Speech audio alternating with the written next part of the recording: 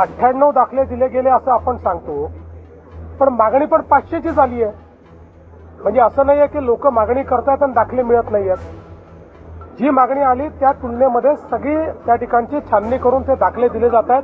ही process आहे. त्यामुळे प्रोसेसमध्ये जे बसतायत कोणालाही दाखले डिनाय केले जात नाही. पहिल्यांदा तर आपण एक लक्षात घ्या की 98 दाखले दिले गेले असं आपण सांगतो, पण मागणी पण 500ची झाली आहे. म्हणजे असं नाहीये की लोक मागणी करतात आणि दाखले मिळत नाहीयेत. जी मागणी आली त्या तुलनेमध्ये सगळी त्या ठिकाणची छाननी करून ते दाखले दिले जात आहेत. ही प्रोसेस आहे. त्यामुळे प्रोसेसमध्ये जे बसतायत कोणालाही दाखले डिनाय केले जात नाही. सर, पृथ्वीराज चव्हाणांचे वाक्य गेल्या 2 दिवसांपासून चर्चेमध्ये आहे. दिल्लीमध्ये काहीतरी घडणार आहे किंवा पंतप्रधान बदलले जाऊ शकतात.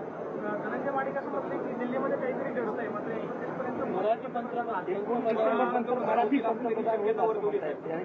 अमेरिकेत घडणाऱ्या घडामोडी आतापर्यंत वेगवेगळ्या नेत्यांना साक्षात्कार होत होते, स्वप्न पडत होती, भविष्यवाणी ते करत होते, हे आम्ही बघितलेलं आहे.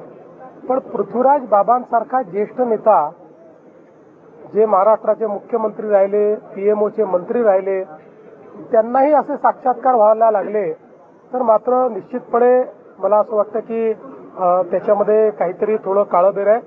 पृथ्वीराज बाबा एक अतिशय चांगले नेते आहेत. त्यामुळे त्यांचं आरोग्य उत्तम राहावं अशी आमची त्यांना शुभेच्छा आहे. त्यामुळे अशा प्रकारचा विचार करून त्यांनी स्वतःला फार त्रास करून घेऊ नये असा माझा त्यांना सल्ला आहे.